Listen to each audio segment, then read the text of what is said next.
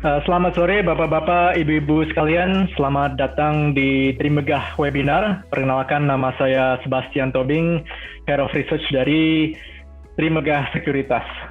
Nah, untuk sore hari ini kita akan diskusi tentang memanfaatkan peluang di era digital bersama dengan MCAS, ya, salah satu dari digital company yang sudah listed di bursa. Tapi sebelum kita menggali lebih dalam tentang tema ini, mari kita observe dulu tentang the ground rules-nya ya. Untuk ground rules-nya, satu adalah pertanyaan dapat diajukan melalui box Q&A, dan yang kedua, pertanyaan akan dipilih oleh moderator dan dijawab oleh para narasumber ya. Jadi simple. Oke, jadi itu sekian saja untuk ground rules-nya. Nah, Bapak-Bapak, Ibu-Ibu yang hadir pada sore hari ini, tanpa berlama-lama lagi, saya perkenalkan narasumber kita dari MCAS Group. Pak Martin Suharli adalah Direktur Utama dari MCAS Integrasi dan juga Founder. Selamat sore. Selamat sore Pak Martin. Ya, semoga sehat-sehat terus ya Pak ya. Amin, sehat. Ya. Selain itu juga bersama kita ada Pak Stanley dan juga Ibu Rachel ya dari MCAS Group. Selamat sore. Sore. Nah, jadi untuk sore hari ini kita akan dimulai dengan paparan dari MCAS Group. Dan setelah itu kita lanjutkan dengan Q&A sebelum kita akhiri dengan diskusi tentang technical ya. Mungkin saya tidak akan berlama-lama lagi, silahkan Pak Martin, Pak Stanley, dan Bu Rachel. Ya, terima kasih Pak Sebas. Kita akan start, silahkan mungkin dari Pak Stanley atau Bu Rachel dulu ya. Ya, slide-nya kita bilang the world is changing. Kenapa? Karena kalau kita bicara untuk mungkin satu dekade terakhir ini, terutama kita para investor atau juga kita sebagai masyarakat publik itu melihat satu fenomena yang sangat menarik ya. Perubahan teknologi itu merubah banyak sekali kehidupan orang banyak ya. Ya itu juga akhirnya mempengaruhi juga memang konstelasi dunia bisnis maupun dunia investasi di seluruh dunia, tidak hanya juga termasuk di Indonesia. Jadi kalau kita bicara tahun 2008 dulu, itu 2008 itu perusahaan-perusahaan yang mendominasi dunia itu kebanyakan perusahaan-perusahaan yang top class-nya ada resources. Kita bicara di PetroChina, Exxon, General Electric ya. Nah, Microsoft sendiri juga masuk, tapi waktu itu masuknya agak paling buntut ya. Kalau kita lihat tuh mungkin posisinya posisi 9, 10. Nah, tapi kalau kita lihat sekarang ya konstelasinya sudah jauh berubah sekali. Kita melihat bahwa top world class companies itu sekarang didominasi oleh perusahaan-perusahaan teknologi. Jadi kalau kita dulu masih ingat, masih awal-awal tahun dulu 2000-an, kalau orang tanya Gojek apa sih, kita nggak ada yang tahu ya. Tapi sekarang luar biasa, kita bicara Grab juga luar biasa, seluruh Indonesia hampir sekarang sudah hijau. Jadi kita sekarang sangat tergantung sekali dengan banyak sekali platform-platform. Kita belanja di e-commerce ya, kan kita pesan makanan apalagi dengan PSBB ini ya. Nah, kalau ini yang menyebabkan memang cara kita juga melihat berbisnis maupun berinvestasi juga kita lihat juga menjadi merupakan satu hal yang berubah ya. Bahkan kalau kita lihat Walmart sendiri, kalau di situ nomor 10 sebenarnya ini harusnya juga ungu juga ya. Walmart sendiri juga yang merupakan dulunya brick and mortar retail company ya. Kalau di sini mungkin kita bicara seperti Carrefour, Makro, zaman dulu Hypermart, ini mau nggak mau juga jadi ikut berubah. Jadi berita terakhir itu Walmart itu dia spend itu kurang lebih 11,7 miliar US dollar untuk investasi di bidang teknologi. Jadi mau nggak mau dia dipaksa harus berubah, dan spending ini merupakan 3 terbesar setelah akhirnya Amazon dan Google ya. Jadi semua orang akhirnya berlomba-lomba menuju dunia teknologi. Next. Bagaimana dengan di Indonesia? Ya, kalau di Indonesia sendiri, nah kalau kita bicara kalau kita mau berinvestasi di dunia teknologi, memang pilihannya memang nggak terlalu banyak ya, apalagi di Bursa Efek Indonesia ya. Kita kepingin sekali sebenarnya kalau bisa diberikan kesempatan berinvestasi di Gojek, di Tokopedia, ya kan Bukalapak, ya beberapa unicorn Indonesia yang luar biasa ya. Kita bisa bayangkan dulu Gojek ya valuasinya 2016 itu cuma 550 juta US dollar. Terakhir itu 2020 katanya udah di atas 10 miliar US dollar, katanya sekitar 12,5 miliar. Jadi kalau kita bayangkan multiplier itu kan luar biasa ya. Atau Tokopedia misalnya, dulu 2009 itu cuma dapat pendanaan cuma sekitar 2,5 miliar, cuma dapat sekitar 180 ribu US dollar. Terakhir itu 2018 saja valuation udah sekitar 7 miliar US dollar. Jadi kita bisa bayangkan multiple-nya udah ratusan kali. Tapi kalau kita mau invest, kita nggak bisa. Kenapa? Karena most of them itu nggak listed di Indonesia, ya. Nah bahkan kalau kita lihat sendiri, mau nggak mau akhirnya Astra sendiri akhirnya juga terpaksa harus invest juga di perusahaan-perusahaan teknologi ini. Terakhir yang kita dengar, even Telkom BUMN, ya, jadi terpaksa mereka juga harus invest di dunia teknologi ini. Ya, kita bicara karena posisi perusahaan startup ini secara komersial memang luar biasa strategis, tapi juga mereka melihat dengan mereka berinvestasi di perusahaan-perusahaan teknologi ini, hopefully diharapkan mereka memberikan satu multiplier effect terhadap valuation mereka sendiri yang karena dianggap mereka sebagai old economy. Nah, nanti kita akan lihat, boleh next. Oke. Nah, ini kalau kita lihat valuation between old economy dan new economy ya.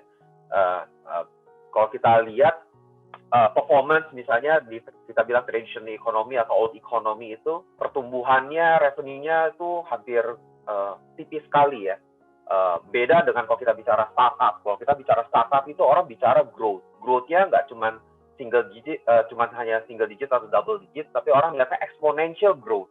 Ya, jadi kalau kita biasanya orang berinvestasi di dunia digital, yang mereka perhatikan adalah growth-nya. Kalau kita lihat seperti kayak Berkshire Hathaway, ya tahun lalu itu cuma naik tuh sahamnya cuma naik 2%, ya kan Visa itu ya cuma 16%, ya Johnson & Johnson tuh naiknya cuma 8%. Walmart-nya agak lumayan 21% karena dianggap cukup resilient ya, karena dia juga memiliki layanan digital juga. Jadi orang bisa belanja juga lewat online. Lain-lain sangat-sangat yang menjadi tema investasi ya kan di tahun 2020 kalau kita lihat yang top performers itu hampir semuanya perusahaan-perusahaan digital. Kita bicara Amazon naik 2020 naik 76%. Tesla mungkin para bapak-bapak ibu-ibu sangat familiar dengan mobil listriknya itu naik 743%. Meituan naik 190%, Square ya naik 257%, even kalau mungkin yang kita sangat familiar dengan Shopee kalau di Indonesia, mereka juga strong juga di game, itu naiknya 395% walaupun mereka masih membukukan net loss ya. Jadi kita lihat PE-nya tuh negatif tuh 80,4. Kalau kita lihat Just Eat, the food delivery itu PE-nya bahkan udah ribuan persen. Yang memang di dunia ini memang cara melihat tolak ukur untuk perusahaan-perusahaan teknologi ini memang a bit different dengan perusahaan traditional economy. Jadi yang kebanyakan dari studi kita lihat memang korelasinya lebih kuat dari price to sales-nya. Kenapa? Karena growth trajectory mereka very strong. Kalau kita lihat yang traditional economy dari segi pertumbuhan revenue, jadi rata-rata CAGR itu compounded annual growth rate itu dari 2017 sampai 2020 estimate yang kita dapat dari berbagai data termasuk juga Bloomberg. Itu kan bisa kentara sekali ya antara old economy dengan new economy secara performance dari segi growth. Ya, jadi next. Nah, Mcash ya merupakan salah satu perusahaan startup teknologi yang listing juga di Indonesia. Kita listing waktu tahun 2017 ya, dan pertumbuhan kita sangat luar biasa. Jadi kita harapkan Mcash itu memberikan suatu investment proposition bagi para investor di pasar modal Indonesia yang memberikan suatu pertumbuhan yang positif ya secara bisnis maupun juga secara day to day. Juga kita harapkan platform-platform kita hopefully bisa memberikan suatu kontribusi bagi konsumen Indonesia dan masyarakat Indonesia. Kenapa? Karena kita juga membantu ekonomi Indonesia untuk menuju transformasi digital yang sustainable going forward. Nah, kalau kita lihat sendiri saat ini market cap Mcash itu kurang lebih di sekitar 4 triliun ya, kemarin naik cukup lumayan. Tetapi kalau kita lihat estimate dari price to sales dari MCash itu masih very very undervalued. Kalau kalau kita lihat misalnya, boleh balik ke slide sebelumnya. Oke, kalau kita lihat performance dari banyak perusahaan teknologi itu, MCash itu dengan market cap sekitar 4 triliun, kita bicara price to sales 2020 itu mungkin kita cuma hanya sekitar 0,3 kali. Jadi kita melihat jauh dibandingkan dengan beberapa perusahaan-perusahaan sales, apalagi MCash sendiri tidak hanya memiliki growth trajectory yang tinggi. Ini adalah growth trajectory kita, jadi pertumbuhan kita tuh sangat luar biasa besar ya. Dari segi distribution points, dulu 2017 kita punya sekitar 51.000 distribution points across Indonesia. Kita bangun dari modern channel, traditional channel, dari offline maupun online, yang kita bisa lihat nanti sama-sama nanti akan dipaparkan oleh Bu Rachel. Dan dari segi revenue juga kita memiliki pertumbuhan yang luar biasa ya. Jadi bayangkan pertumbuhannya itu udah hampir 4 kali lipat bertumbuh ya, atau pertumbuhan rata-rata per tahunnya kurang lebih 104%. Jadi dan bahkan di masa pandemi ini juga kita masih tetap membukukan pertumbuhan revenue yang masih positif ya, bertumbuh 10%. Ya, lalu dari segi distribution points ya, kita tetap juga melakukan ekspansi yang agresif namun terukur ya. Dan satu hal lagi yang paling penting adalah MCash ini merupakan suatu perusahaan yang memiliki pertumbuhan tinggi, tetapi memiliki model bisnis yang sehat. Ya, jadi kita tidak mengandalkan strategi bakar uang. Dan MCash sendiri, walaupun di masa pandemi 2020, kita masih tetap merupakan satu perusahaan yang profitable. Nah, ini adalah serinya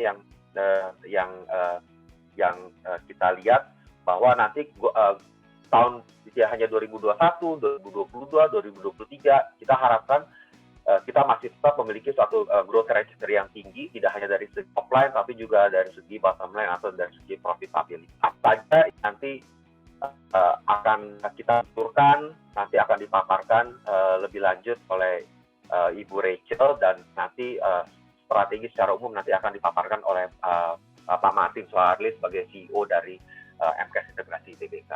Mungkin itu aja presentasi dari saya. Saya persilakan Ibu Rachel untuk memberikan paparan mengenai produk dan platform apa saja yang dimiliki oleh MCash Integrasi Tbk. Terima kasih. Baik, terima kasih Pak Stanley. Saya lanjutkan. Berikut mungkin teman-teman investor mungkin pernah mengetahui ataupun pernah mendengar mengenai produk dan layanan yang memang MCash sediakan. Tapi mungkin ketika tahu, tapi mungkin banyak juga yang masih belum tahu gitu ya. Mungkin sudah menggunakan, tapi juga tidak tahu bahwa itu adalah produk dan layanan dari MCash. Nah, di sini kita lihat mulai dari commute. Nah, kalau misalnya kita pergi beraktivitas ke kantor menggunakan Transjakarta ataupun komuter, nanti teman-teman bisa melihat ada kios kita yang namanya kios kasirku. Nah, kios ini digunakan untuk melakukan top-up e-money maupun untuk membeli kartu e-money langsung di dalam kios tersebut. Dan juga untuk stock information tracking, kita meluncurkan platform bernama DigiSaham. Platform ini berbasis WhatsApp, jadi teman-teman bisa secara mudah dan convenient mengecek harga saham terkini ataupun mendapatkan notifikasi untuk harga saham tertentu hanya segampang chatting di WhatsApp. Gitu. Nanti kita akan jelaskan lebih lanjut. Untuk F&B, kita meluncurkan integrated food platform, food solution, yaitu ada DigiResto, Kita Kitchen, dan Kita Kios. Nah, DigiResto ini merupakan solusi food ordering end-to-end untuk dine-in, take-away, maupun food delivery. Mungkin yang lebih relevan sekarang di saat pandemi ini, kita food delivery-nya ya. Jadi platform yang kita gunakan ada juga WhatsApp maupun aplikasi. Untuk Kita Kitchen, ini merupakan cloud kitchen solution dari kita. Untuk para merchant-merchant F&B yang mau mengekspand dia punya outlet, instead of dia buka gerai baru, bisa join ke cloud kitchen solution kita. Nah, next-nya untuk shopping sendiri, di sini kita ada Digi Retail dan Revira. Untuk Digi Retail dan Revira ini, kita sudah bekerja sama Digi Retail ini dengan Lotte Grosir, Mayora, dan juga Aqua Home Delivery, dan masih banyak lagi kolaborasi dengan partner-partner lainnya. Jadi sesimpel juga WhatsApp, platformnya ini menggunakan platform WhatsApp. teman-teman bisa mengorder groceries, kebutuhan rumah tangga sehari-hari melalui WhatsApp Digi Retail ini yang sudah tersedia. Dan juga untuk Resira merupakan loyalty platform atau viral marketing platform yang memang kita sediakan sebagai solusi dan additional value untuk para rekan retail kita. Selanjutnya untuk basic needs merupakan produk-produk digital yang sudah menjadi kebutuhan dasar bagi kita semua seperti top up pulsa, pembayaran tagihan, maupun top up data. Kita sebagai digital distribusi company, ini merupakan core-nya kita juga, dan kita sudah launch aplikasi dan juga WhatsApp platform untuk teman-teman and customer bisa mengakses produk-produk digital kita. Di entertainment sendiri, kita berkolaborasi dengan Bumi Langit. Nah, Bumi Langit ini kan sebagai, kalau bisa dibilang, pemilik IP lokal superhero yang besar sekali ya, karena sudah ada lebih dari 1.100 IP lokal superhero yang memang sudah di-launch. Salah satunya mungkin kalau teman-teman pernah dengar ada Gundala, ada Sri Asih, Si Duta dari Gua Hantu. Nah, itu merupakan IP lokal dari Bumi Langit. Kita bersama dengan Bumi Langit mendevelop yang namanya digital entertainment platform, itu juga berbasis WhatsApp, dan juga kita menjalin kolaborasi dengan mereka sebagai additional value untuk program-program marketing kita dan juga sebagai added value untuk inisiatif-inisiatif yang ada di dalam ekosistem kita. Nah, untuk GoPlay juga melalui anak usaha kita melakukan investasi. GoPlay ini kan video on demand, jadi sangat relevan ya di kala pandemik ini sebagai home entertainment yang memang dicari masyarakat. Selanjutnya kita di delivery kita ada Goes dan Cepat Point sebagai short alternative delivery maupun last mile delivery. Nah, untuk Goes sendiri juga sebagai bike sharing, alternatif untuk transportasi jarak pendek, teman-teman juga bisa lihat kalau melihat ada sepeda berjejer di daerah Sudirman gitu ya, Sudirman sampai Tamrin. Nah, itu sepedanya kita, sepeda Goes gitu. Dia juga ada sepeda manual, ada sepeda listrik maupun ada e-scooter. Nah, untuk Cepat Point sendiri merupakan inisiatif atau kolaborasi antara kita, anak usaha kita, dan juga Cepat untuk solusi pengiriman barang. Nah, ini aplikasinya juga berbasis WhatsApp, bisa digunakan juga langsung dengan end customer, dan kita sudah berkolaborasi juga dengan mitra retail untuk menjadi drop point atau drop paket. Jadi teman-teman bisa langsung drop paket seperti ke Alfamart terdekat. Nah, bisa langsung di drop paket di situ, nanti akan dijemput langsung oleh kurirnya Cepat. Nextnya saya akan menampilkan berbagai inisiatif yang tadi sudah saya sebutkan, supaya teman-teman bisa kebayang ya, kayak gimana, mulai dari Goes.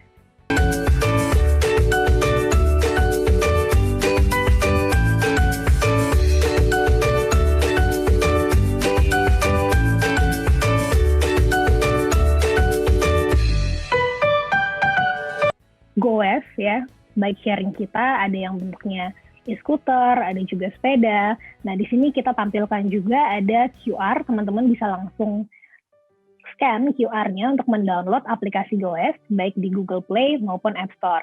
Jadi Goes ini untuk dapat menggunakan Goes, kita harus download aplikasi dulu, sehingga nanti di situ teman-teman bisa pilih mau berapa menit nih pakainya, atau mau berapa jam pakainya. Nah, nanti dengan aplikasi itu semua bisa ditentukan di situ. Nah, ini udah ada sekitar 500-700-an yang memang sudah kita deploy. Next-nya, ini adalah kios digital Kasirku yang ada di halte Transjakarta maupun di train station.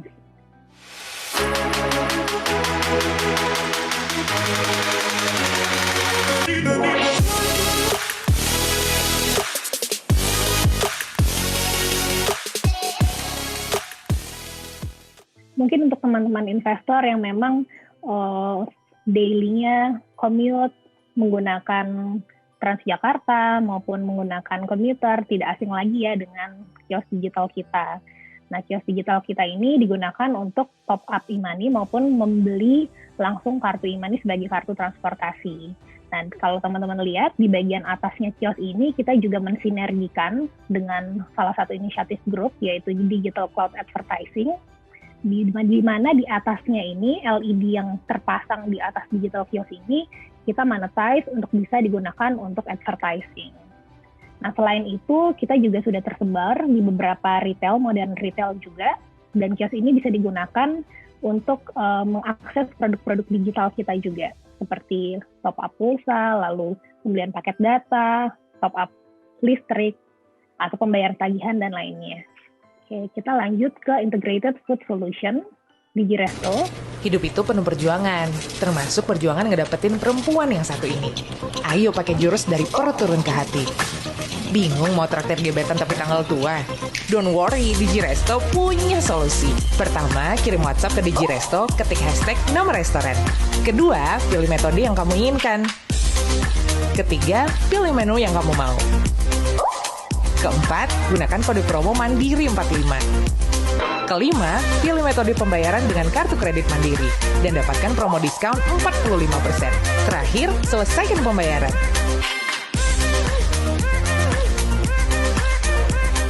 Digiresto ini merupakan integrated food solution yang memang kita bangun, kita luncurkan sebagai solusi bagi para merchant F&B, baik untuk dine-in, take away, maupun food delivery. Nah, untuk food delivery ini sendiri, teman-teman bisa langsung mengakses dari platform WhatsApp maupun aplikasi yang sudah tertera di sini. Ada QR code-nya, teman-teman bisa langsung scan untuk coba langsung order food ya. Nah, di sini kita sudah bekerja sama dengan Mandiri sebagai strategic partner kita dan juga Secepat sebagai last mile delivery partner. Untuk merchant-merchant yang sudah join ke kita juga ada big merchant seperti Hokben, 99, Bakmi, JM. Itu sudah ada lebih dari 2.300 merchant yang bergabung dengan kita dan akan terus bertambah. Salah satu inisiatif kita yang lain adalah Digi Saham yang merupakan stock market information platform. Jadi teman-teman bisa langsung scan untuk mencoba harga saham terkini, ataupun teman-teman bisa create multiple watchlist, cek broker summary, dan juga notifikasi yang mungkin sangat berguna sekali ya, yaitu set price. Jadi set stock price. Teman-teman bisa dapetin notifikasi ketika memang saham yang teman-teman pantau itu sudah mencapai harga tertentu. Nah, ini sangat mempermudah ya untuk daily, segampang chatting di WhatsApp aja gitu. Instead of teman-teman harus download aplikasi tertentu. Kita juga membangun enterprise communication platform, yaitu melalui platform WhatsApp for Business untuk beberapa kategori ya, seperti ada WhatsApp Corporate, WhatsApp Digiresto, WhatsApp Business Digi Retail, dan lain-lain. Nah, di sini Huaba ini sebagai solusi untuk mempermudah komunikasi antara bisnis dan juga customer gitu. Jadi melalui platform WhatsApp ini kita dapat melakukan transaksi ataupun dapat melakukan informasi, mengirimkan informasi satu arah ataupun sebaliknya sebagai customer service dan lain-lainnya. Nah, di sini udah ada beberapa QR yang kita tampilkan, yaitu Aqua Home Delivery. Ini kalau teman-teman mau pesan galon air gitu ya langsung ke rumah bisa lewat Aqua Home Delivery. Lalu ada Lotte Grosir untuk pesan kebutuhan sehari-hari, kebutuhan rumah tangga, Mayora Home Service, Mitra 10, dan juga mungkin teman-teman pernah sebelumnya mencoba ada WhatsApp untuk covid19.go.id, itu juga kita yang mendevelop. Nah, kita sudah memiliki list of clients cukup banyak, klien-klien besar, dan Mandiri, Mitra Keluarga, Alfamart, dan klien-klien lainnya. Di sini kurang lebih udah ada 150 lebih klien. Nah, untuk logistik sendiri, kita bekerja sama dengan Secepat melalui anak usaha kita. Nah, di sini kita ada launching namanya Secepat Point. Kita sudah launch dan kita sudah bekerja sama dengan berbagai big names untuk drop point. Salah satunya adalah Alfamart.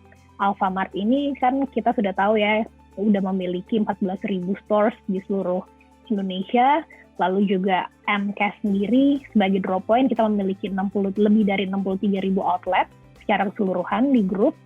Dan juga melalui SRC sebagai drop point. SRC ini merupakan Sampurna Retail Community, di mana dalam grup juga kita sudah bekerja sama dengan SRC, kita berkolaborasi untuk aplikasi pojok bayar. Nah, pojok bayar ini aplikasi yang digunakan oleh mitra-mitra di SRC.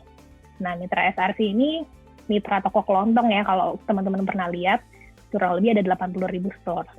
Nah, di sini ada QR-nya, cepat point dan juga Alfa cepat. Untuk drop point yang di Alfamart, untuk kita bisa drop paket ke Alfamart, teman-teman bisa scan di Alfa cepat, QR-nya Alfa cepat.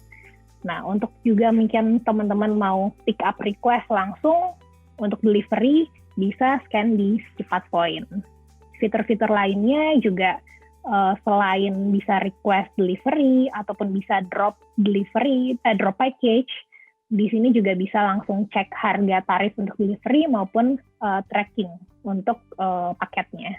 Untuk media entertainment seperti tadi sudah sempat saya mention, udah ada lebih dari 1.100 karakter IP superhero lokal yang memang sudah di-launch oleh Bumi Langit. Kita sendiri berkolaborasi dengan Bumi Langit untuk membangun digital entertainment platform berupa berbasis WhatsApp. Untuk sekarang, teman-teman bisa langsung scan QR-nya untuk mendapatkan berbagai macam gimmick seperti stiker Gundala, stiker Si Buta dari Gawah Hantu, stiker Virgo and the Sparklings, dan nanti akan terus bertambah juga gitu gimmick-gimmicknya ke depan. Nah, untuk GoPlay sendiri kita juga melalui anak usaha kita berinvestasi di pelayanan GoPlay, video on demand GoPlay. Lalu untuk digital cloud advertising, nah ini melalui grup usaha kita juga, member of our group di MMX, kita membangun infrastruktur periklanan ya. Ini saya akan play dulu videonya.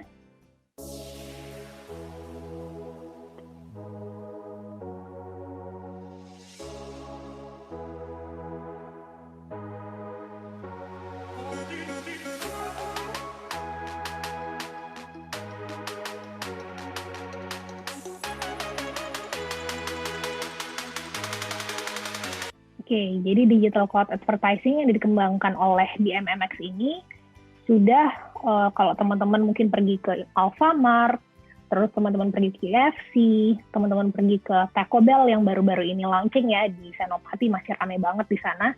Nah, kalau teman-teman mungkin pernah lihat LED-nya untuk memutar iklan ataupun memasang menu-menu dari restoran tersebut gitu. Nah, itu adalah produk dari grup kita.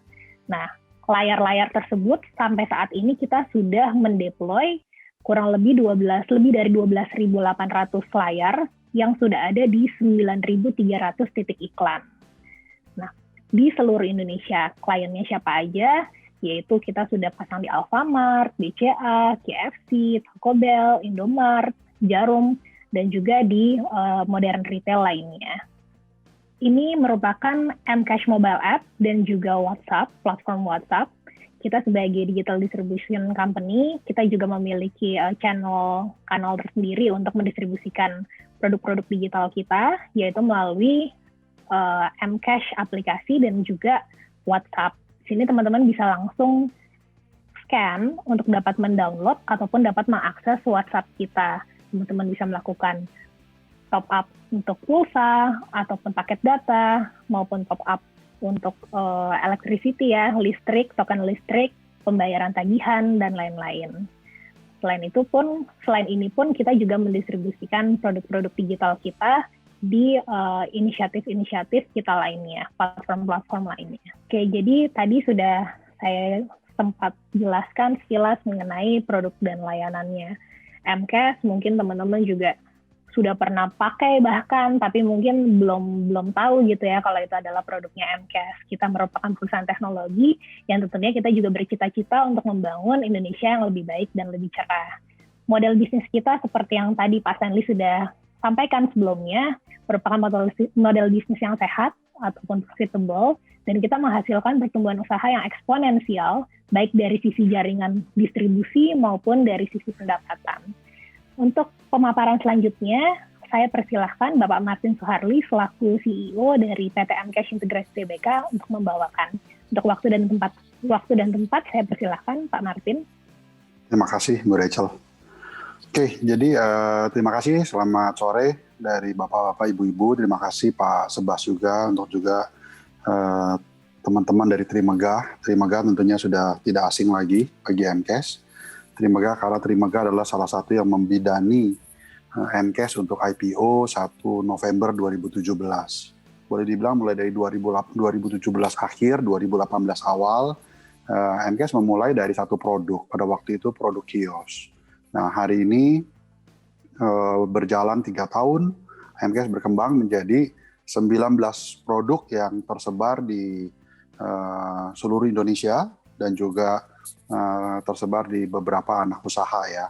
Jadi memang MCAS ini adalah perusahaan teknologi yang salah satu modulnya, platformnya itu adalah telekomunikasi. Nah, karena memang background saya cukup lama di bidang distribusi telekomunikasi, jadi memang sebelum kita bisa membangun satu produk yang bisa langsung diluncurkan ke pasar dan memiliki masa waktu yang cepat untuk bisa kita lihat hasilnya atau untuk bisa menghasilkan profit, itu kita mesti membangun dulu jalur distribusi. Jadi kalau jalur distribusinya kuat, maka produk apapun yang kita luncurkan itu akan mudah untuk kita jual ke pasar, untuk kita distribusikan. Nah, jadi di sini memang bagaimana kita menggunakan teknologi awalnya untuk membangun distribusi. Ketika distribusinya kita sudah makin berkembang, kita mulai membangun produk-produk untuk kita isi. Jadi kalau pipanya sudah ada, produk-produk di dalamnya tinggal kita tambah. Nah, itu yang memudahkan kecepatan kita dalam berkembang dari satu produk menjadi 20 produk dalam kurun waktu 2-3 tahun terakhir ini. Jadi tentunya kita berbeda dengan bagaimana perusahaan itu dikembangkan, dibangun. Kita fokus dulu untuk membangun ekosistem. Bagaimana kita membangun ekosistem yang cepat? Jadi 2 tahun pertama 2018-2019 kita fokus untuk lebih kepada B2B, business to business. Jadi kita belum ke B2C. Disitulah kenapa produk-produk MCAS belum terlalu terlihat di masyarakat. Karena kita fokus dulu membangun ekosistem, kita membangun dulu B2B-nya dan juga B2B2C. Jadi kalau kita ingin mengakses kepada masyarakat, kita bekerja sama dengan salah satunya dengan Alfamart. Dengan kita menjual produk pulsa, produk PPOB lainnya itu di Alfamart. Jadi ada B2B dan B2B2C. Karena pada waktu itu timnya juga masih belum banyak dan kita juga masih mesti mengembangkan platformnya. Jadi 2 tahun itu kita kembangkan sehingga kami pandang saat ini ekosistem yang terbentuk sudah makin cukup untuk kita masuk kepada B2C. Jadi mulai dari 2020 sejak ada pandemi, sehingga kita mempunyai banyak waktu juga untuk fokus kepada produk, untuk membangun platformnya. Nah, sekarang kita mulai untuk luncur ke masyarakat. Salah satunya adalah Digiresto yang memang itu langsung kepada masyarakat. Juga seperti kios yang dipasang di Transjakarta. Nah, itu juga langsung bisa dirasakan oleh masyarakat. Ada juga yang melalui anak usaha GoPlay yang bisa langsung di-download aplikasinya. Itu kolaborasi antara anak usaha kita DMMX dengan Gojek gitu loh. Nah, itu kita mengeluarkan GoPlay. Di entertainment juga kita memang ada Bumi Langit yang memiliki 1.100 IP superhero di Indonesia. Jadi superhero ada Gundala, Godam, Sri Asi, si Buta dari Gua Hantu yang memang udah sekian lama nih tidak dieksplor dan tidak dieksploit di Indonesia. Sehingga banyak superhero-nya tuh berkiblatnya ke Hollywood. Nah, mulai sekarang nih, mulai dari tahun lalu kita sudah mulai fokus salah satu filmnya yang sudah keluar, itulah Gundala. Dan tentunya dalam waktu dekat ini akan ada beberapa film baru yang sedang dalam produksi. Juga kita juga bekerja melalui NFC juga, kita juga ada invest juga di entertainment yang salah satu produknya adalah Lost Man, Keluarga Cemara. Nah, itu juga sedang dalam produksi dan juga film sedang tayang di Netflix seperti dari almarhum Didi Kempot.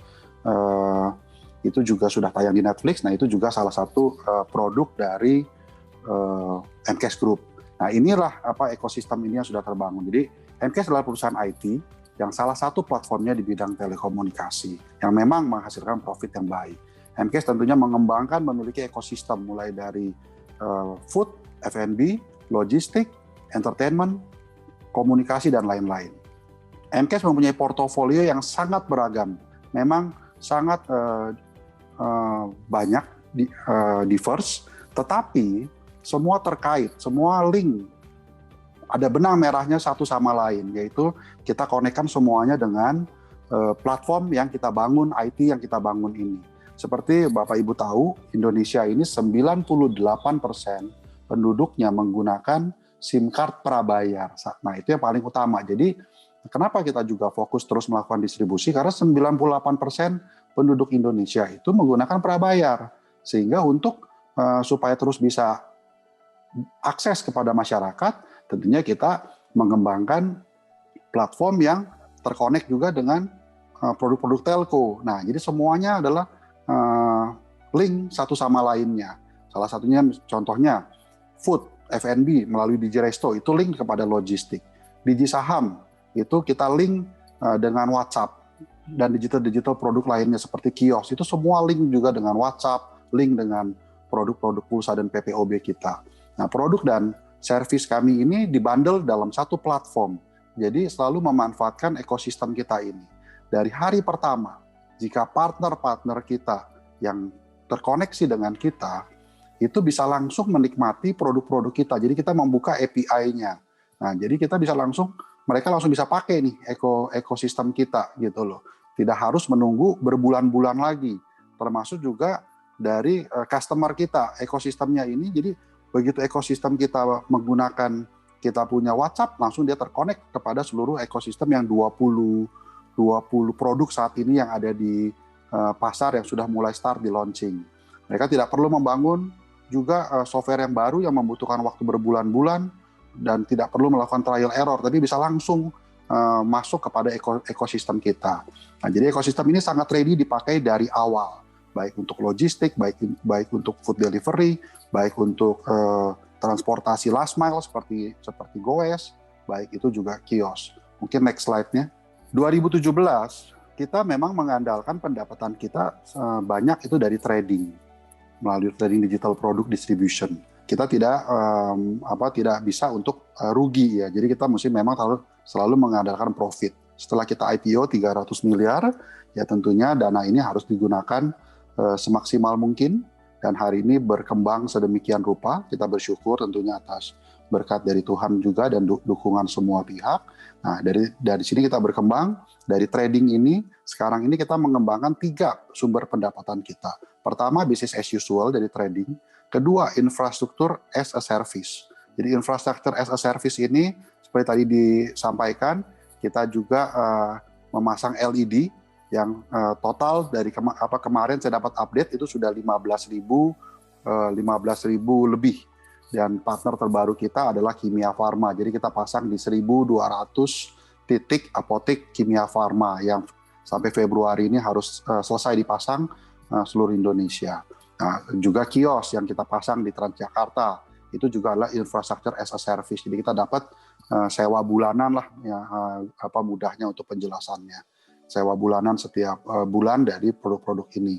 Ada juga kita memasang kios di Telkomsel, di H3i, Hutchinson, Tri gitu ya. Kita pasang juga banyak partner-partner lainnya. Juga ada software as a service. Jadi produk software as a service kita menyewakan software. Jadi ada subscription setiap bulan yang kita terima, yang kita persiapkan juga untuk pendapatan di 2021 ini. Salah satunya contohnya seperti DigiSaham, itu nanti akan berupa subscription. Kita harapkan pertengahan Maret ini sudah bisa diluncurkan, sangat murah.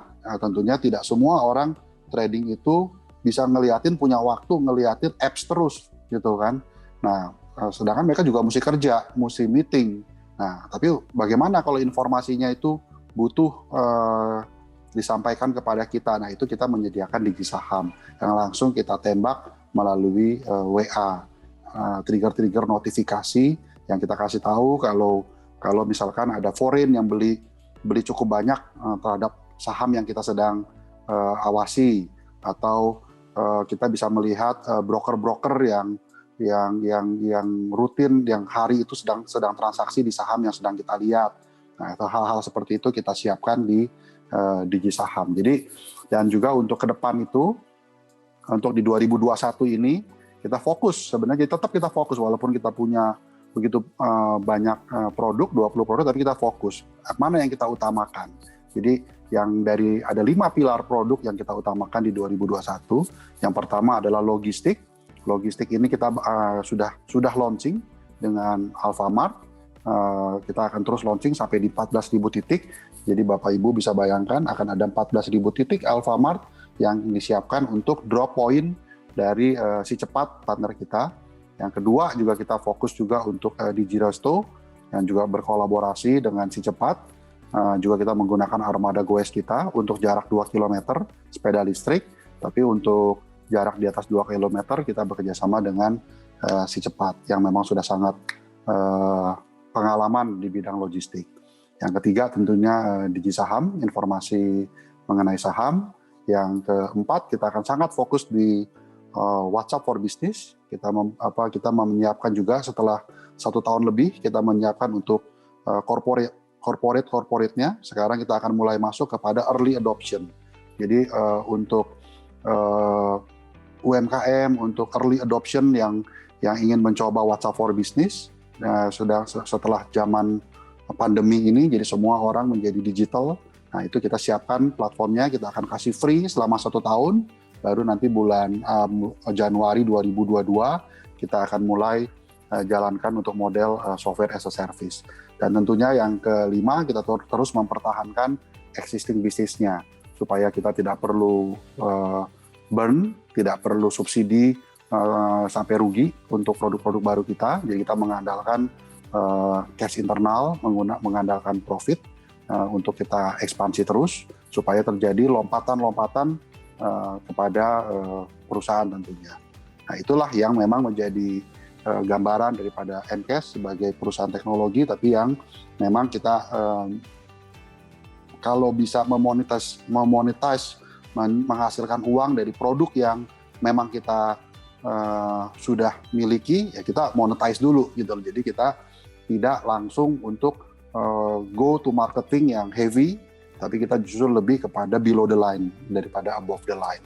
Nah itulah beberapa pemikiran kami dari MCAS. Terima kasih untuk dukungannya kepada para investor, pada teman-teman, juga kepada Trimegah yang memberikan waktu untuk ini. Nah, untuk selanjutnya silahkan. Terima kasih Pak Martin, Rachel dan juga Stanley ya. Jadi mungkin kita akan lanjut ke Q&A, tapi mungkin saya akan ada beberapa sedikit diskusi ya. Dan juga saya mau ingatkan aja teman-teman investor nih, kalau MCAS ini dulu kebetulan saya memang mengikuti dari sejak IPO lah. Jadi IPO-nya kan di akhir 2017. Di tahun 2017 itu pendapatan MCAS itu 2,7 triliun ya. Dan kalau kita lihat dari 9 months dari 2020, kelihatannya sih menurut saya ini bisa pendapatan mencapai 12 triliun di tahun 2020 ya. Jadi growth dari company ini ya sangat luar biasa, dari 2,7 triliun di bawah 3 triliun di 2017, hanya dalam waktu kira-kira 3 tahun ini mencapai 12 triliun ya, jadi memang 4 kali lipat ya. Dan kalau kita lihat dari ini kan perusahaan teknologi ya, a lot of digital companies itu di value dengan price to sales, and any price to sales below 1 sebenarnya sih sangat murah ya. Dan at this point kalau kita lihat dari market cap MCAS yang sebesar 3,7 triliun itu ya kira-kira 0,3 kali price to sales-nya. So on that basis sih actually it's sangat dari segi valuasi sebenarnya, walaupun ya the share price has performed well ya, tapi masih sangat menarik ya untuk perusahaan teknologi ya. Kan Anda bisa membandingkan sendiri, teman-teman bisa bandingkan sendiri dengan misalnya ya other technology company, digital company yang sudah listed kan, seperti MTech, seperti Bank Jago, you can ya ini definitely MCAS in terms of dari segi price to sales, so anyway you look at it, valuasinya masih menarik ya.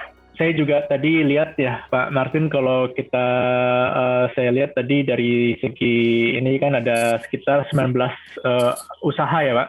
Itu mungkin bisa diceritakan, mungkin kalau dari kita kan untuk memproses 19-an itu usaha agak sulit, tapi let's say 2 atau 3 usaha yang kelihatannya dari segi growth tahun ini tuh akan luar biasa, itu kira bisa diceritakan lebih sedikit lebih detail Pak mungkin?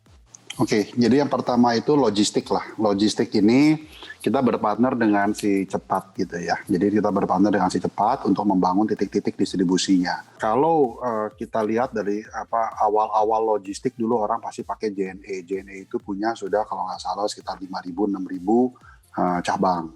Terus ada JNT. JNT itu juga ada 6.000, 7.000 cabang.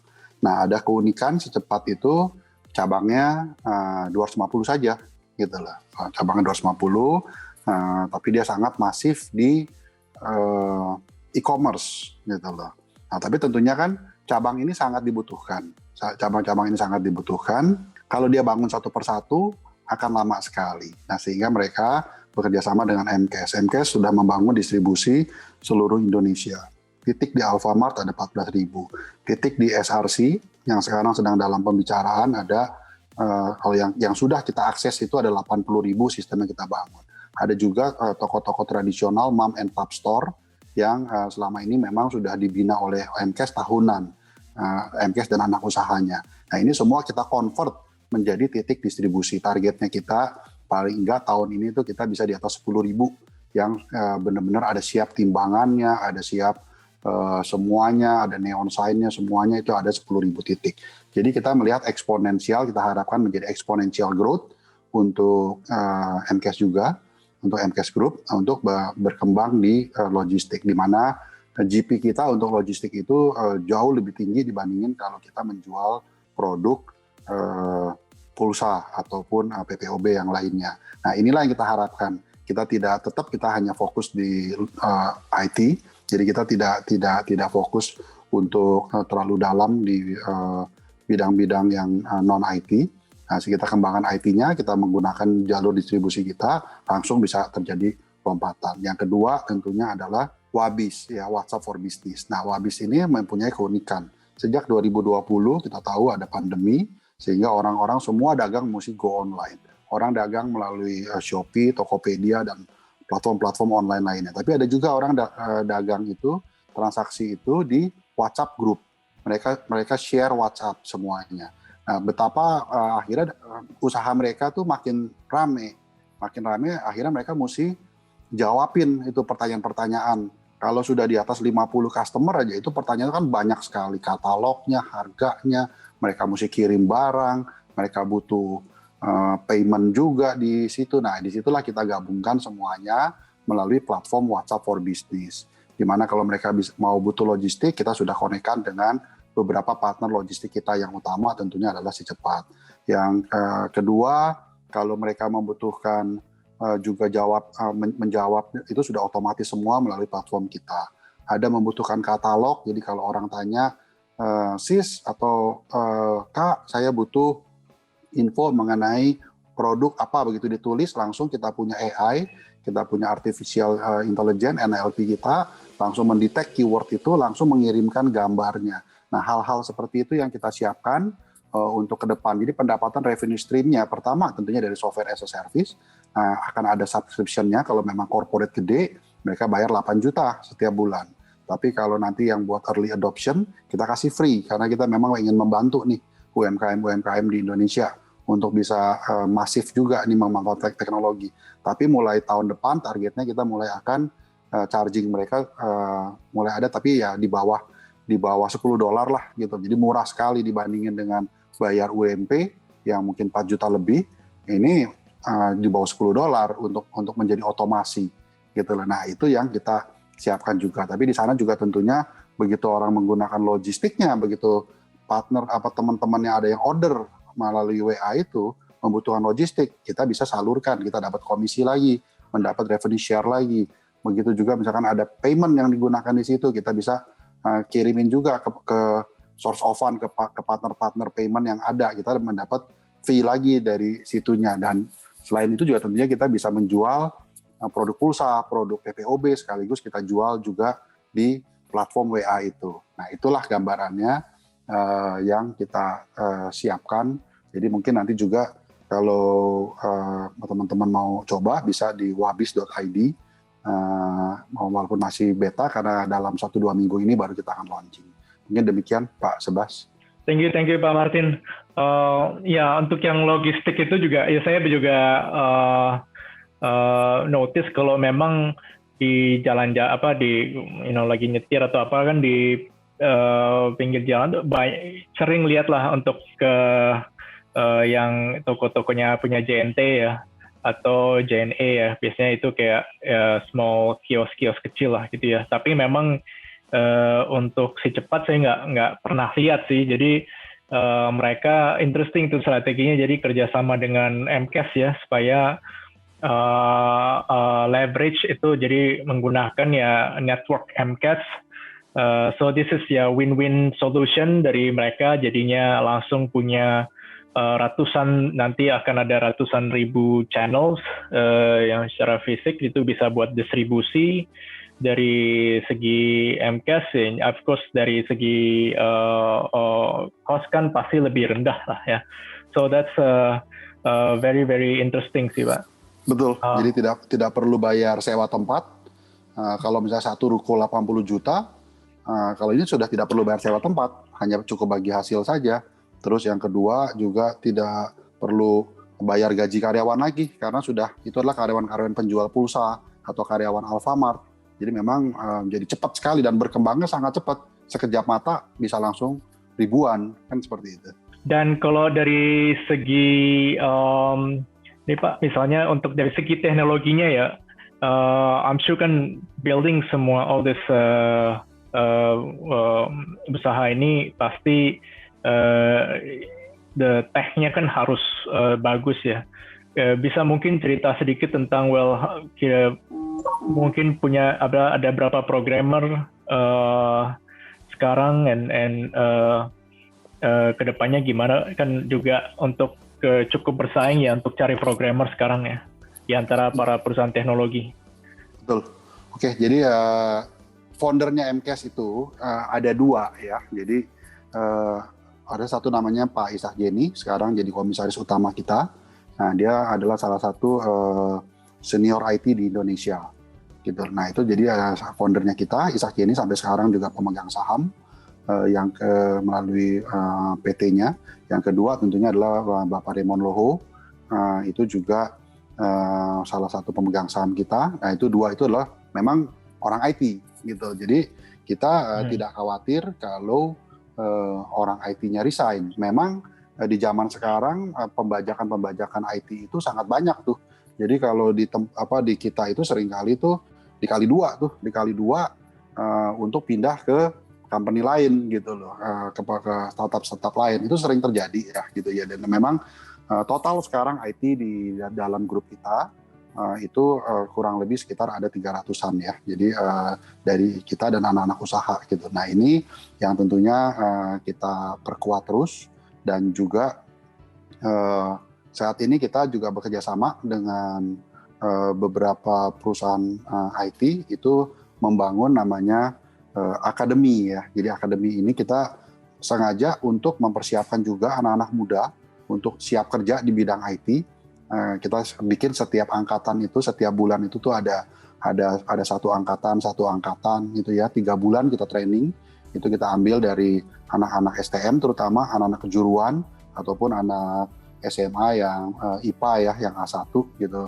Nah, itu yang kita training mereka yang mereka tidak bisa kuliah tapi sebenarnya punya kemampuan, itu kita kumpulin, kita training, dan habis itu kita salurkan di anak-anak usaha kita ataupun ke partner-partner kita, karena kita memang juga selain melayani untuk internal IT, kita juga melayani juga eksternal IT, terutama dari anak usaha kita Damkop ya, yang menjadi partnernya Facebook WA di Indonesia. Jadi selain kita menyediakan nomor WA, platform WA-nya, biasanya mereka juga minta kita mengerjakan IT-nya, menjadi perusahaan IT-nya gitu loh. Nah itu kita salurkan tenaga kerja IT ini, yang kalau memang kita rekrut itu dari S1 relatif memang lebih mahal, sehingga budgetnya tidak masuk. Tapi kalau misalkan kita rekrut dari yang kita bangun dari akademi ini, menjadi lebih, satu, berkesinambungan, kedua juga memberi kesempatan kerja bagi anak-anak muda. Nah itu yang kita bangun terus di IT ini. Jadi kita percaya kita akan cukup strong di sini untuk tahun-tahun ke depan ya. Thank you Pak. Mungkin kita bisa mulai kita lihat untuk yang Q&A ya Pak. Jadi saya lihat udah ada beberapa pertanyaan nih di Q&A box. Mungkin kita mulai dengan untuk yang paling mengenerate kontribusi mungkin ya ke pendapatan atau profits MCAS saat ini tuh kira-kira yang mana Pak ya, dan kedepannya bagaimana dan strategi inovasi MCAS lah dalam memenangkan persaingan di bidang tersebut ya. Jadi yang memang sampai saat ini tentunya profit masih di-generate juga dari bisnis as usual kita ya, yaitu dari pulsa dan PPOB. Dan bagaimana bertahan ke depannya dengan kita membangun ekosistem, tentunya itu sekarang kalau orang beli komiknya Bumi Langit misalkan, dari situ kita juga akan jualan pulsa. Lalu kalau misalkan orang menggunakan Goes gitu ya, nah itu juga di aplikasinya itu kita jualan pulsa. Nah jadi hal-hal cross selling seperti itu yang terus kita bangun sehingga terus berkesinambungan. Selain dari situ juga tentunya dari software as a service dan infrastructure as a service ini juga sudah meningkat cukup tajam. Tentunya diharapkan mulai dari 2021, 2022 sudah mulai signifikan. Kami harapkan mungkin di 2022 sudah bisa mungkin 50% pendapatan dari software as a service dan dari infrastructure as a service. Jadi dari produk non pulsa dan PPOB ini juga sudah meningkat tajam ya. Karena pipanya sudah jadi, produknya tinggal kita isi. Mungkin prinsipnya seperti itu. Terima kasih Pak Sebas. Boleh saya tambahkan Pak? Ya, jadi untuk menambahkan Pak Martin, jadi kalau garis besar yang tadi Pak Martin cerita adalah kita terus meningkatkan tidak hanya dari segi growth, tapi dari segi earnings quality juga. Karena kita juga tahu bahwa pada saat awal kita membutuhkan pipa yang besar. Tapi ketika pipa ini dibangun, ya kedepannya kita akan terus menambahkan bisnis-bisnis baru, ya kan, yang memberikan added value yang lebih. Ya, nah itu yang terus MCAS terus lakukan. Jadi kalau kita lihat, kalau tadi Pak Martin bicara dari segi pendapatan, kalau kita bicara dari segi kontribusi dari gross profit, kita bicara yang high margin business yang di luar bisnis pulsa, kita bicara 2018 itu kontribusinya hanya 8%. Ya, dari untuk yang non digital product ya, kita bicara pulsa dan PPOB. Nah di 2019 itu sudah meningkat menjadi 12%, dan di September 2020 itu sudah meningkat 20%. Jadi ini kita akan terus meningkatkan sehingga tidak hanya kita punya growth yang tinggi, nanti ke depan juga dengan bisnis-bisnis yang lain yang infrastructure as a service, software as a service, lalu banyak juga fee-based income yang kita harapkan. Kita harapkan nanti kontribusi dari yang GMV driven revenue itu juga akan meningkat, dan gross margin dari MCAS juga akan terus meningkat. Mungkin tambahannya itu aja Pak dari saya. Terima kasih. Nah di sini juga ada pertanyaan ya tentang flow ya. Flow setahu saya yang ini yang dari untuk ke jalan tol ya Pak. Mungkin bisa diberi a bit update untuk bisnis flow-nya Pak. Oke, jadi bisnis flow ini kita tentunya bekerja sama dengan anak usaha Jasa Marga. Jasa Marga Tol JMTO ya.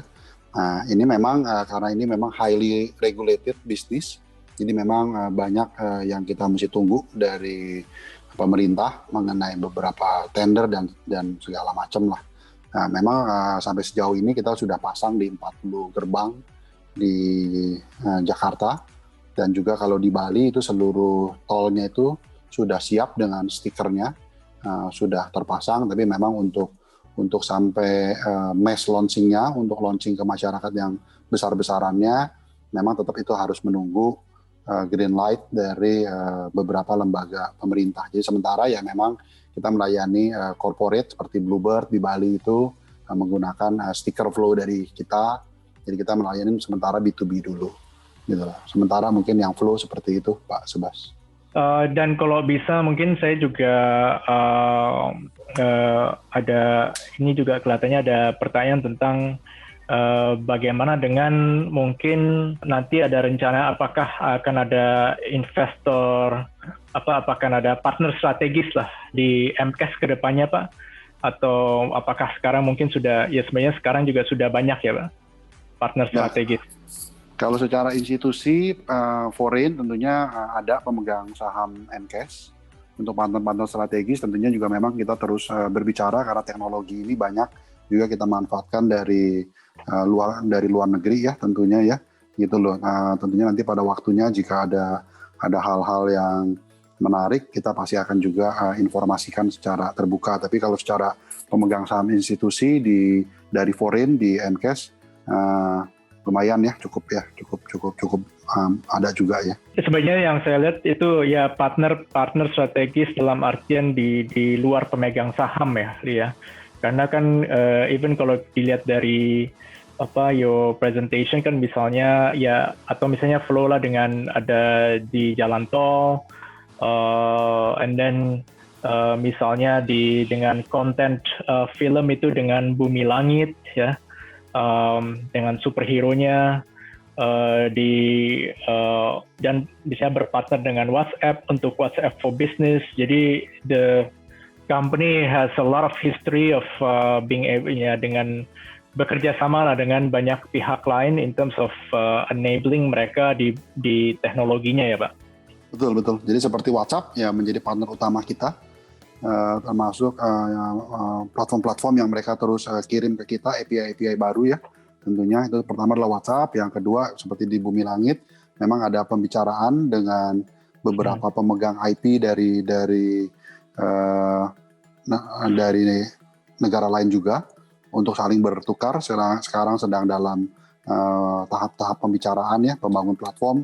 Tentunya ke depan itu kita akan menyiapkan melalui anak usaha kita DMMX itu 2 platform baru ya, platform untuk komik dan juga platform untuk game ya. Jadi cukup menarik untuk kita siapkan di sana. Nah ini mungkin yang kita ada pertanyaan juga yang tentang pesaing terdekat dari MCAS gitu Pak. Mungkin ya walaupun memang saya tahu ada you have a lot of businesses kan. Mungkin untuk 1-2 maybe if you can for any of your business gitu kira-kira pesaingnya kira-kira yang seperti apa gitu Pak, if you can share. Jadi mungkin sudut pandangnya mungkin sedikit berbeda nih Pak Sebas. Jadi gini, karena di Indonesia ini kan teknologi ini kan juga baru mulai. Jadi kuenya itu besar sekali dan masih sangat terbuka. Kita justru sih tidak melihat sebagai saingan sebenarnya ya. Jadi kita melihatnya justru sebagai kolaborasi. Jadi makanya kita berkembang bisa dengan cepat karena kita semuanya itu bersifat kolaborasi. Jadi contohnya bahkan di bidang pulsa pun kita bahkan ada beli juga dari perusahaan-perusahaan lain gitu loh. Karena memang marketnya terus berkembang dengan cepat. Pertumbuhannya juga sekarang contohnya seperti pertumbuhan baru terjadi di telekomunikasi ini karena paket internet, karena semua pada work from home. Nah itu juga peningkatan juga cukup bagus sehingga bahkan kita tuh butuh tuh beli dari partner-partner di luar. Jadi kita nggak begitu melihat kompetisi sih sebenarnya sampai sejauh ini ya. Kita lebih kolaborasi, tapi kita juga mengutamakan di IT. Di IT juga begitu, banyak yang justru kita saling tukeran API, saling mengkonekkan antara platform mereka dengan platform kita. Sebagai gambaran juga, unbanked people di Indonesia itu 70%. Pada waktu kita bikin IPO MCAS itu kita riset itu 70%. Dan saya tidak melihat bergerak terlalu jauh, masih sekitar 70%. Jadi unicorn di Indonesia itu sebenarnya masih dapat dari 30% yang bank people. Jadi bisa dibayangkan Indonesia sebenarnya adalah raksasa besar sekali yang masih tidur nih di digital nih. Begitu unbanked people-nya ini tersentuh, ini besar sekali marketnya, sehingga makanya orang-orang luar negeri, perusahaan-perusahaan luar negeri suka sekali ingin masuk di Indonesia. Nah inilah yang MCAS sangat manfaatkan ya untuk kita membangun dari kita punya ekosistem dan platform kita. Karena 70% ini belum dijamah. 70% inilah yang kita jamah dengan membangun titik-titik distribusi seluruh Indonesia. Dan melalui platform yang simpel seperti WhatsApp. Kenapa bukan apps dulu? Kenapa WhatsApp dulu?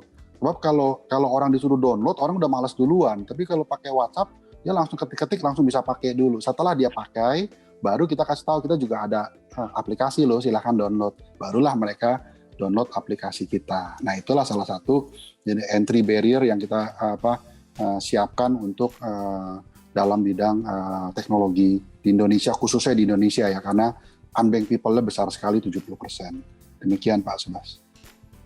Oke. Kalau saya boleh tambahkan sedikit dari Pak Martin, jadi memang kalau dilihat dari core strategy, terutama untuk growth strategy dari MCash, itu kenapa kita bisa pertumbuhannya tinggi tapi nggak terlalu banyak burn uang, karena kita punya strategi itu adalah partnership. Jadi kita sendiri berpartner dengan banyak pihak, makanya kita bisa tumbuhnya cepat without having to burn. Jadi bisnis model kita adalah lebih banyak tuh inklusif instead of eksklusif. Karena kalau mau eksklusif nggak mau kerja sama orang, so you have to burn money, ya kan? Karena kita inklusif, misalnya contoh kita juga provide dengan para e-wallet provider, dengan Gojek, dengan even dengan supir driver Grab, dengan OVO, itu untuk top up payment-nya mereka. Nah, lalu misalnya dengan beberapa pemain e-commerce misalnya, MCash juga sangat merupakan salah satu penyedia untuk produk-produk digital di beberapa e-commerce besar.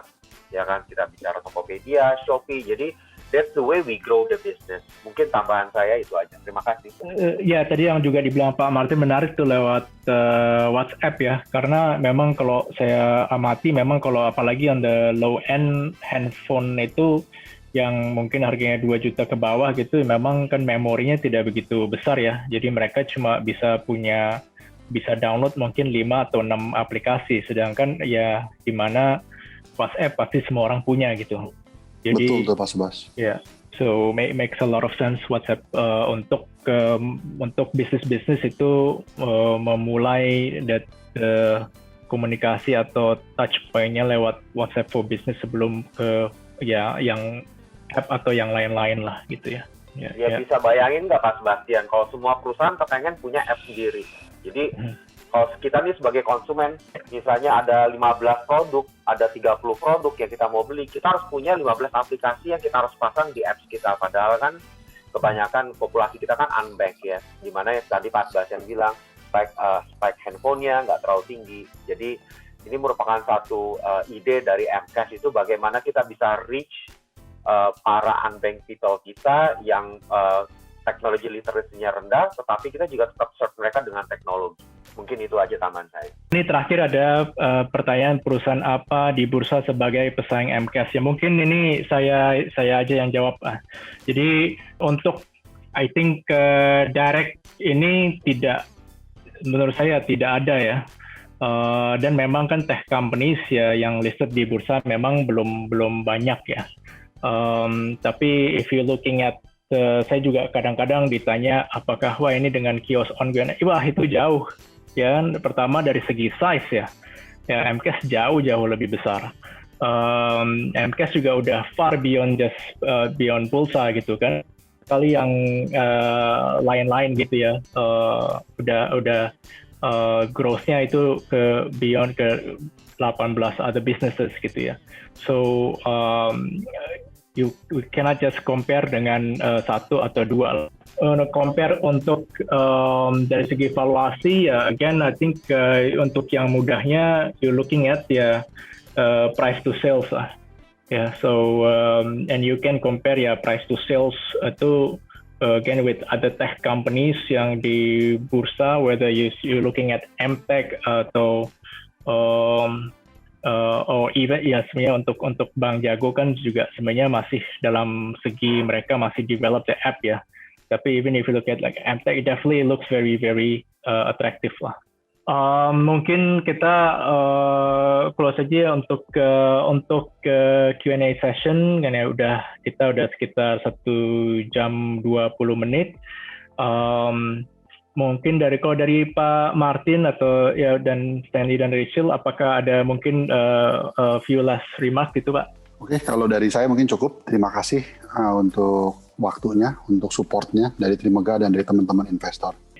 Jadi thank you Pak Martin, Stanley, Rachel, dan MCAS team untuk waktunya bersedia sharing dan diskusi bersama Trimega dan juga teman-teman investor ya. Untuk MCAS, again, this is a tech company that I think menarik dengan kita memasuki, I think the whole kita untuk 1-2 tahun ke depan sudah pasti kita memasuki era digital lah. Kita udah melihat itu di bursa saham di Amerika, di bursa saham di Cina, Indonesia I think tinggal tunggu waktunya saja. Dan among for a tech company, ini tech company yang tidak burn money. Dari segi revenue always juga, tapi dari segi revenue bisa grow exponential dan masih always profitable. Selain itu juga balance sheet-nya sangat sehat ya. Sekian aja, nanti setelah ini kita akan lanjutkan dengan sesi technical bersama kita itu Gary. Ya, sore Pak Seba. Sore Pak. Ya, silakan Pak Gary. Oke, thank you. Sebelumnya waktunya menarik banget, tadi kita udah dengerin penjelasan langsung mengenai MCAS ya, perusahaan digital yang menarik juga nih buat di-invest. Nah sekarang kan saya akan sedikit kasih insight lah ya tentang pergerakan teknikal hari ini.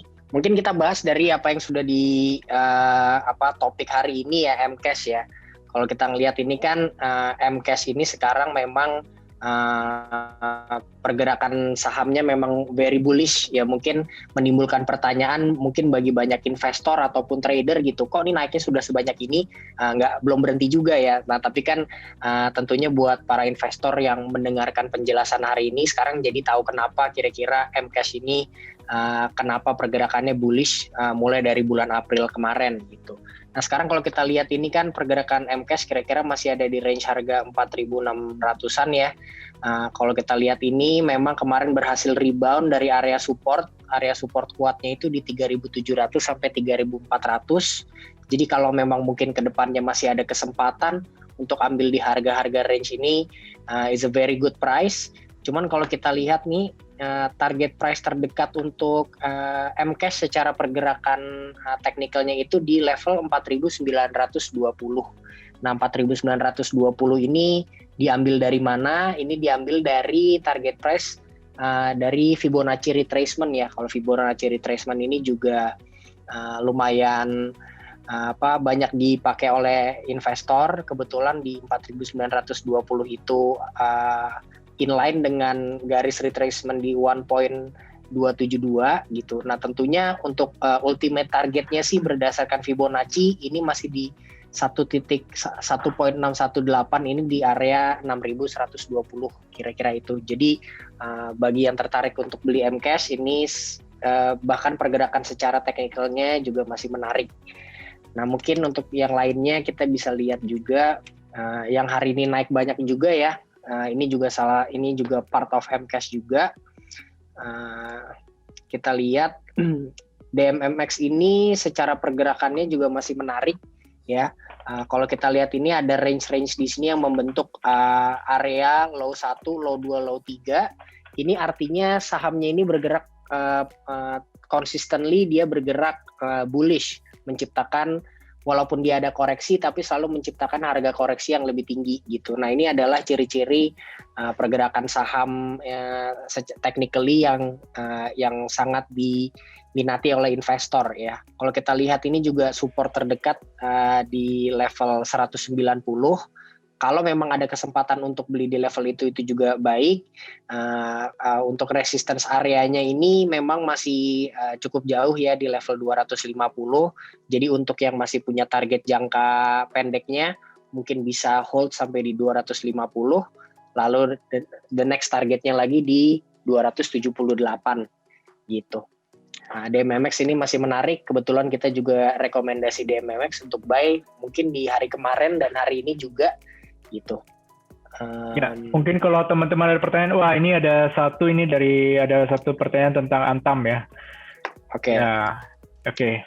Ya, kan saya rasa sih untuk semua ya ada beberapa saham-saham BUMN itu yang sangat liquid itu ya selalu menarik lah ya. Iya. Oke, ini sekarang kalau kita ngelihat Antam ini pergerakannya gimana sih? Ya ini memang mungkin garisnya agak banyak ya.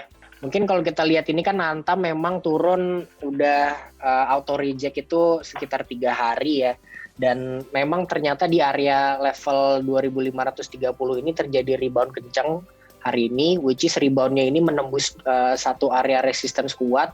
Resistance kuatnya itu di 2710 sampai dengan 3000. Nah ini udah break, jadi buat teman-teman yang mungkin para investor yang mau spekulasi buy ya, kenapa saya bilang spekulasi buy, karena memang kalau secara price ini harganya memang sudah relatif tinggi ya, jadi memang tidak menutup kemungkinan adanya koreksi-koreksi, mungkin koreksi-koreksi ringan yang akan terjadi gitu. Tapi kalau kita perhatiin juga kenaikannya hari ini volumenya very strong. Jadi untuk target jangka pendeknya mungkin bisa diperhatikan di area 3.580 ini mungkin area yang realistis untuk taking profit. Kira-kira gitu sih. Kalau untuk Antam, mungkin sedikit bahas blue chip ya, yang menarik juga hari ini ada Bank BRI. Kalau kita lihat pergerakan Bank BRI juga ya, ini menarik juga nih pergerakannya karena Bank BRI ini pergerakan sahamnya very strong ya, beberapa kali dia ada rally, ada 1, 2, dan mungkin ini akan terjadi rally berikutnya gitu. Kebetulan hari ini bergerak naik kencang juga lewat dari garis resistance-nya di 4.840 gitu. 4.400 ini udah 4.840 ini sudah tembus. Jadi dia akan melanjutkan kenaikannya lagi di sampai 5.070 resistance-nya. Kalau memang dia break lagi, ini akan lanjut terus sampai ke 5.500. Ya, ini menarik memang Bank BRI secara pergerakan sahamnya masih very strong, buat blue chip ini menarik banget. Dan kalau kita lihat juga asing itu juga memang for the past few days memang lumayan banyak ya masuk ke dalam Bank BRI. Hari ini kita juga ada rekomendasi MNCN ya. Nah ini MNCN juga menarik.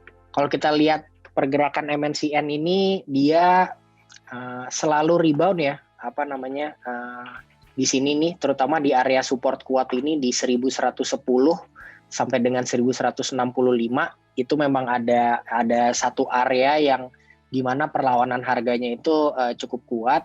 Dan kita lihat lagi buktinya bahwa harga kemarin itu sempat menyentuh 1165 dan dia hari ini kembali rebound gitu. Nah ini opportunity beli yang baik ya, karena harga masih di area support, jadi buy di harga-harga sekarang masih oke, dan upside menuju ke resistance-nya juga masih jauh di 1420 sampai dengan 1520. Jadi MNC menarik juga untuk dibeli dan potensinya masih besar. Mungkin ada satu lagi, mungkin ERA ya.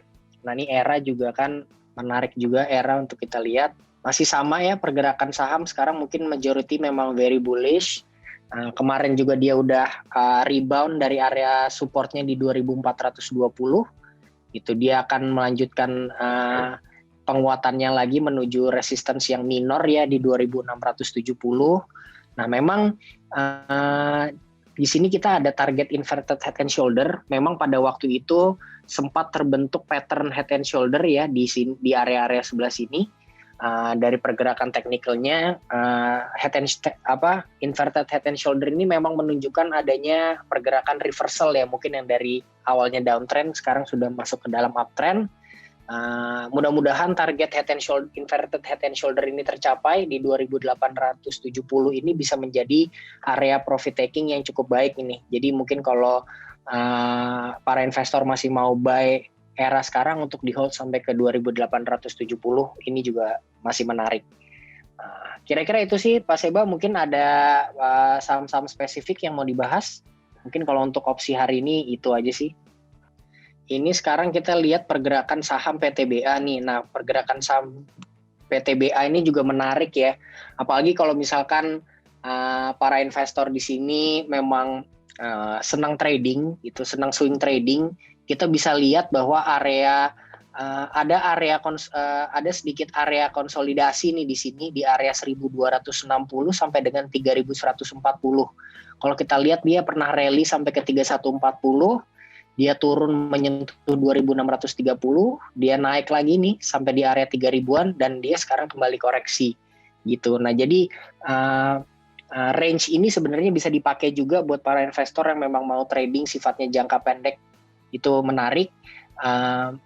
Untuk koleksi di area-area harga sekarang masih aman, tapi mungkin kalau mau lebih sempurna lagi bisa ambil di area support ya 2630, karena kalau kita lihat juga pergerakan saham komoditas belakangan ini agak slowing down. Mungkin slowing down itu bisa dipakai kesempatannya untuk buy on weakness di area 2630 menarik. Untuk trading jangka pendek 3140 menjadi area profit taking yang oke. Kalau lebih optimis lagi bisa taking profit di area 3400 gitu. Terus pergerakan BBKP tadi ada. Nah, ini kalau pergerakan BBKP ini mungkin pergerakan saham yang seperti ini bisa jangan terlalu dikejar ya. Karena kita nggak tahu nih koreksinya sampai berapa. Cuman kalau kita lihat dari pergerakannya, level koreksi terjadi ini mungkin bisa sampai di area 570. Karena kalau kita lihat di sini kan memang ada perlawanan harga ya, dari turun dia kembali rebound. Amannya menunggu sampai di 570 ya.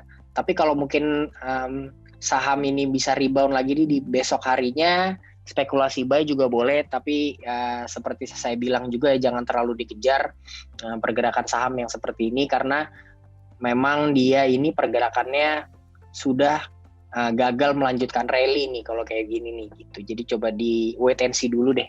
Pergerakan saham INKP kemarin itu juga hampir menyentuh support ya di 11.825. Cuman dia kembali rebound very strong, menembus resistance di 13.750. Nah, menembus level resistance ini artinya apa? Artinya penguatan ini akan berlanjut. Mungkin buat para investor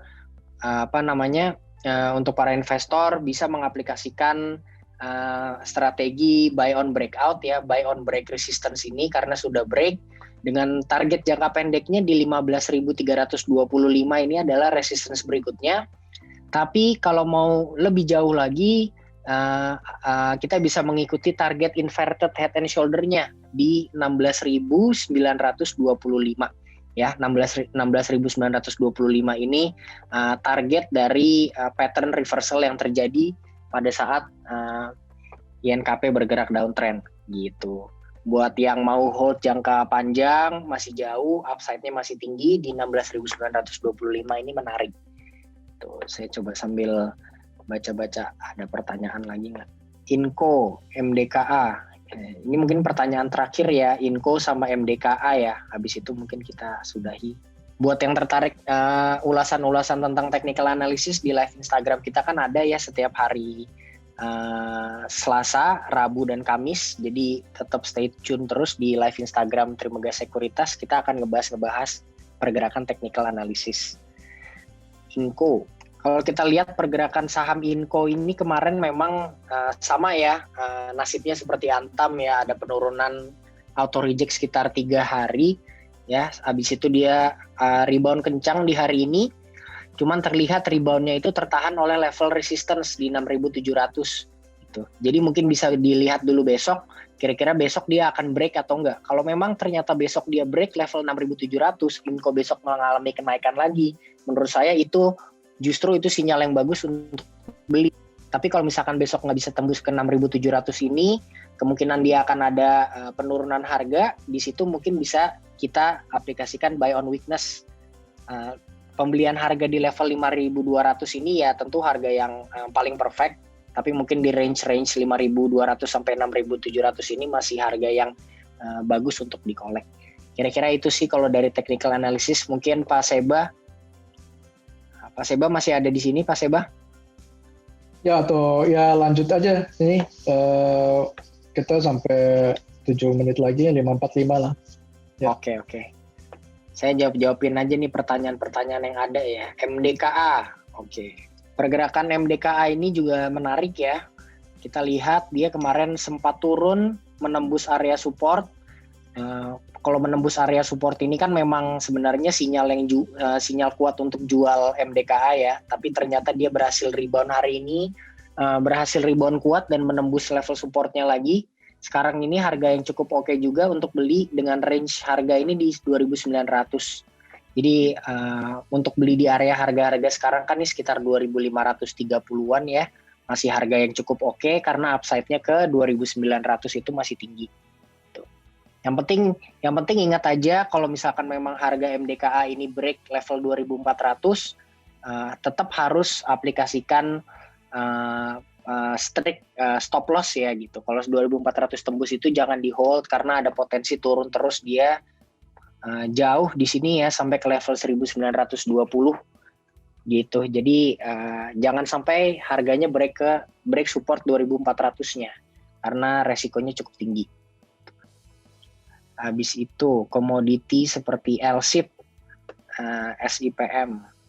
LSIP kalau untuk beli di harga sekarang kurang wise ya karena penurunannya ini masih kuat banget. Terlihat sepertinya tuh harga 1.490 tuh udah di pucuknya dan memang terjadi reversal yang kuat nih harganya. Jadi ada baiknya kita menunggu koreksi dulu sampai di 1.205. Dan jangan lupa juga untuk ingat kalau memang harga LSIP itu tembus dari level 1.205 ini, lebih baik teman-teman investor juga consider untuk stop loss. Karena kalau misalkan dia stop loss tembus dari 1.205, range-nya agak jauh ya. Kalau kita lihat mungkin penurunan berikutnya lagi itu sampai ke 1.090 di sini. Gitu. Tapi kalau misalkan dia rebound dari harga 1.205 ini, boleh dijadikan opportunity untuk beli dengan target jual di 1.490, which is itu adalah resistance sebelum harga turun beberapa hari ini. Gitu. 1.205 itu menarik, tapi untuk lebih amannya lagi, kita lihat dulu di 1.205 itu akan terjadi rebound atau tidak. Kalau enggak, lebih baik dihindari. BJTM. Sebentar ya, saya coba baca-baca dulu pertanyaannya. BJTM, Tekim, itu dulu ya. Nah, kalau kita lihat nih pergerakan BJTM, ini mungkin lebih relevannya ya karena kalau resistance break itu dia menjadi support ya. BJTM ini emang very wild ya pergerakan harganya. 2 hari ini udah naik ya. Kalau kita lihat juga ini kan anak Bapak Presiden kita juga sempat sedikit berkoar-koar mengenai BJTM. Ya cuman kalau kita lihat dia sudah mengalami penurunan 2 hari ini, akhirnya dia berhasil rebound. Ya, spekulasi buy boleh karena biasanya kalau saham sudah turun auto reject 2 hari itu dan diikuti dengan rebound yang kuat seperti ini, ada possibility dia akan melanjutkan penguatannya besok. Tapi menurut saya is a very risky gain ya karena harganya juga memang sudah berada di area yang sangat tinggi gitu. Rally-nya juga rally yang terlalu kencang kemarin 2 hari itu. Ada baiknya kalau para investor itu lebih sabar lah menunggu sampai di area 755. Kalau harganya rebound dari 755 baru itu dijadikan opportunity yang lebih aman untuk kalian buy di level 755. Nah, kalau dari pergerakan harga Tekim ini juga pergerakan harga Tekim memang ya hari ini dia tembus resistance lagi 13.550. Tapi upside-nya agak kecil ya karena upside berikutnya itu hanya sampai di 14.150. Jadi upside-nya tidak terlalu besar. Buat para investor yang mungkin udah punya barang, udah punya sahamnya dari harga-harga di bawah, harga 14.150 ini bisa jadi area level profit taking yang bagus. Kalau mau beli lebih baik secara technically-nya sih lebih menarik INKP ya daripada Techim karena upside-nya INKP itu masih jauh lebih besar. Tadi ada yang nanya BRIS ini juga favorit. Ini juga pergerakan saham BRIS ini ya pergerakan harga BRIS kalau menurut saya sih kembali lagi ya jangan terlalu dikejar pergerakan harga yang sifatnya seperti ini karena tentunya kalau kita ngelihat penurunan yang kayak kemarin nih BRIS turun 3-4 hari kan para trader nih kan agak panik ya lihat pergerakan harganya. Karena kalau kita ngelihat upside-nya kan memang udah kenceng banget gitu. Jadi even though dia rebound hari ini cukup kuat, tapi upside-nya hanya sampai di 3.840. Jadi is a very risky lah kalau misalkan kita mau masuk di harga sekarang. I think sedikit terlambat. Masih banyak opsi-opsi saham yang tadi sudah disampaikan yang lebih safe, yang lebih aman. Mungkin kalau untuk BRIS ini masih bisa menunggu update dari merger bank-bank syariahnya seperti apa, baru habis itu mungkin dia akan melanjutkan rally-nya gitu. Mungkin itu aja Pak Seba, sudah jam 17.45, mungkin saya serahkan kembali ke Pak Seba. Thank you Pak. Oke, thank you Gary. Ya. Ya teman-teman investor, bapak-bapak, ibu-ibu sekalian, terima kasih sudah waktunya ya untuk sudah berdiskusi bersama kami di sore hari ini. Dan sekali lagi terima kasih kepada MCAS integrasi karena juga sudah earlier sudah berpartisipasi dalam diskusi kita di sore hari ini ya. Oke, teman-teman, tentunya jangan lupa untuk terus mengikuti Instagram Trimegah Sekuritas dan juga terus mengikuti our Trima Ideas di Trima App. Sampai our Zoom webinar selanjutnya, dan tentunya semoga bapak-bapak, ibu-ibu sekalian itu selalu sehat dan juga tentunya juga salam cuan terus. Terima kasih.